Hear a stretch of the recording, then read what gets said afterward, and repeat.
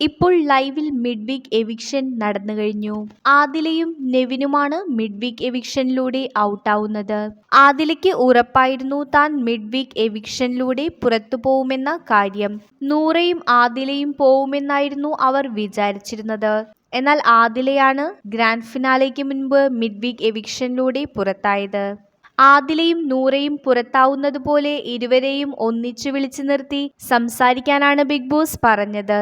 ഇത് കണ്ട് ബിഗ് ബോസിലെ മറ്റ് മത്സരാർത്ഥികളായ അക്ബറും നെവിനും പറഞ്ഞത് നൂറ പോവുമെന്നായിരുന്നു. കാരണം നൂറയേക്കാൾ ആദിലയാണ് ബിഗ് ബോസ് വീടിനകത്ത് ആക്റ്റീവ് ആയിരുന്നത്.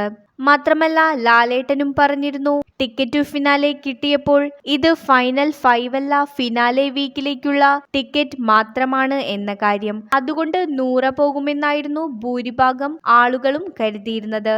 എന്നാൽ എല്ലാവരെയും ഞെട്ടിച്ചുകൊണ്ട് ആദിലയാണ് മിഡ് വീക്കിലൂടെ പുറത്തായത്. മുൻ മത്സരാർത്ഥികൾ വന്നപ്പോൾ ആദില അനുമോൾക്കെതിരെ സംസാരിച്ചിരുന്നു.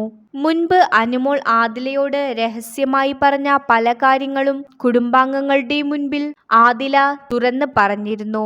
ഇതുകൊണ്ടെല്ലാം കാരണമായിരിക്കാം ആദിലയുടെ വോട്ട് കുറഞ്ഞതും മിഡ് വീക്ക് എവിക്ഷനിലൂടെ ആദില പുറത്തായതും. നിങ്ങളുടെ അഭിപ്രായം എന്താണെന്ന് കമന്റ് ചെയ്യൂ.